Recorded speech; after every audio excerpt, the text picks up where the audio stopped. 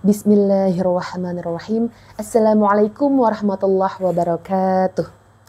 Innal hamdalillah nahmaduhu wa nasta'inuhu wa nastaghfiruhu wa na'udzu billahi min syururi anfusina wa min sayyiati a'malina. May yahdihillahu fala mudhillalah wa may yudlilhu fala hadiyalah. Asyhadu an la ilaha illallah wa asyhadu anna Muhammadan abduhu wa rasuluh la nabiyya ba'da. Halo Nanda Soli dan Solihah, bertemu lagi dengan Ibu Ari Wahyuni.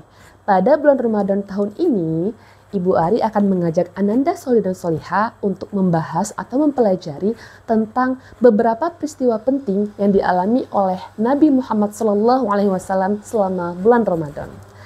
Yang pertama adalah peristiwa Nuzulul Quran atau turunnya Al-Quran. Ibu Ari pernah membahas tentang sejarah turunnya Al-Quran atau Nuzulul Quran pada Ramadan tahun lalu. Ananda dapat mengeceknya pada video yang ada di YouTube sekolah ya Ananda. Nah, Ananda Soli dan Solihah, secara singkat, Nuzulul Quran ini adalah peristiwa turunnya Al-Quran yang terjadi pada tanggal 17 Ramadan. Nah, pada peristiwa ini pertama kali wahyu yang diterima oleh Nabi Muhammad SAW melalui malaikat Jibril adalah Quran surat Al-Alaq ayat 1 sampai 5 yang berisikan perintah kepada Nabi Muhammad SAW pada saat itu untuk membaca. Bukan hanya membaca tulisan yang ada, tetapi juga membaca setiap apapun yang terjadi di dunia ini, itu pasti memiliki hikmah. Ananda Soli dan Solihah, peristiwa yang kedua adalah meninggal dunianya dua orang terkasih dari Nabi Muhammad SAW, yaitu yang pertama adalah pamannya Nabi Muhammad SAW, yaitu Abu Thalib. Abu Thalib meninggal dunia pada bulan Ramadan pada tahun ke-10 dari kenabian. Nah, berselang dari itu, kurang dari 1 tahun, masih pada tahun yang sama, meninggal dunianya lah lagi istri dari Nabi Muhammad SAW, yaitu Siti Khadijah binti Khuwailid. Siti Khadijah juga meninggal dunia pada bulan Ramadan tahun ke-10 dari kenabian, atau 3 tahun sebelum Nabi Muhammad SAW hijrah dari kota Mekah ke kota Madinah. Ananda Soli dan Solihah, pada peristiwa ini sangat terkenal dengan sebagai bulan kesedihan, atau bahasa Arabnya adalah Amul Huzni. Ananda Soli dan Solihah, Nabi Muhammad SAW merasa sangat kehilangan dari sosok pamannya tercinta, yaitu Abu Thalib. Itu pun yang dirasakan oleh Nabi Muhammad SAW ketika meninggal dunianya sang istri tercinta, yaitu Siti Khadijah binti Khuwailid. Siti Khadijah binti Khuwailid, Ananda, adalah orang pertama kali yang mengaku dirinya sebagai orang Islam, mengakui keimanannya terhadap setiap apa yang diucapkan oleh Nabi Muhammad SAW, yang mengakui keberadaan Allah Subhanahu wa Ta'ala. Peristiwa yang ketiga adalah Perang Badar. Perang Badar ini, Ananda, terjadi pada tanggal 17 Ramadan tahun ke-2 Hijriah.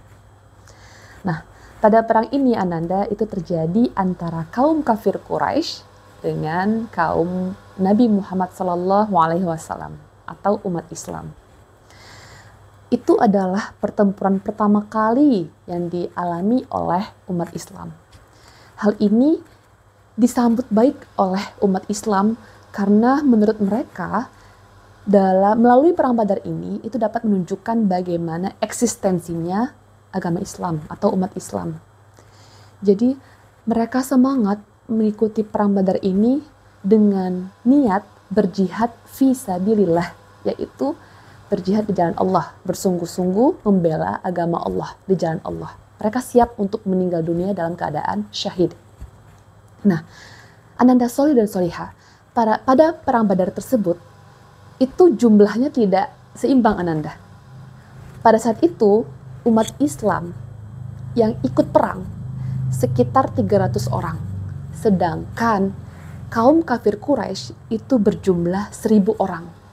Lebih banyak kan kaum kafir Quraisy ya Ananda ya. Qadarullah, karena Allah berkehendak, Allah berkuasa, maka Allah memberikan pertolongannya kepada umat Islam meskipun dengan jumlah yang sedikit dari kaum kafir Quraisy. Umat Islam atas seizin Allah, atas pertolongan Allah, umat Islam memenangkan perang Badar tersebut. Peristiwa berikutnya adalah Fathu Mekah.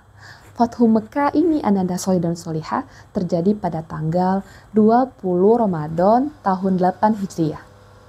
Peristiwa ini disebabkan oleh kafir Quraisy itu melanggar perjanjian antara umat Islam dengan kafir Quraisy yang bernama Perjanjian Hudaibiyah. Adapun beberapa isi dari Perjanjian Hudaibiyah yaitu siapapun orang bisa diperbolehkan untuk memihak menjadi kelompoknya umat Islam atau Nabi Muhammad SAW ataupun menjadi kelompoknya kafir Quraisy. Dan isi dari Perjanjian Hudaibiyah yang lain adalah antara kedua pihak tadi menyetujui adanya gencatan senjata selama 10 tahun. Namun Ananda Solih dan Solihah, ternyata kaum kafir Quraisy ada suatu bani yang bernama Bani Bakar. Bani Bakar ini melanggar perjanjian tersebut dengan memanfaatkan kesempatan untuk membalaskan dendam mereka kepada Bani Khuza'ah, yaitu baninya Nabi Muhammad SAW atau bani dari umat Islam. Jadi, yang lebih parahnya Ananda, ternyata kaum kafir Quraisy itu mendukung Bani Bakar untuk membalaskan dendamnya kepada Bani Khuza'ah dengan cara memberikan senjata yang banyak dan menambahkan personil dalam melakukan misi balas dendam tersebut. Setelah itu, ada delegasi atau perwakilan dari Bani Khuza'ah melaporkan peristiwa tersebut kepada Nabi Muhammad SAW yang saat itu berada di Madinah. Setelah mendengar hal tersebut, Nabi Muhammad SAW tidak tinggal diam Ananda. Karena beliau menyimak kisah tersebut, ternyata banyak umat Islam yang meninggal dunia. Akhirnya Nabi Muhammad SAW mengajak para umat Islam, para sahabatnya, untuk berbondong-bondong mendatangi kaum kafir Quraisy, mendatangi Mekah. Namun Nabi Muhammad SAW dan para sahabatnya, para umat Islam itu tidak melakukan balas dendam Ananda. Mereka hanya datang dengan cara baik-baik, dengan menebarkan kedamaian. Dan tujuan mereka apa Ananda? Yaitu mereka ingin membebaskan Ka'bah. Setelah Ka'bah dibebaskan, semua berhala yang ada di sekitaran Ka'bah itu dihancurkan Ananda Solih dan Solihah. Nah setelah itulah alasan kenapa disebut sebagai Fathu Mekah.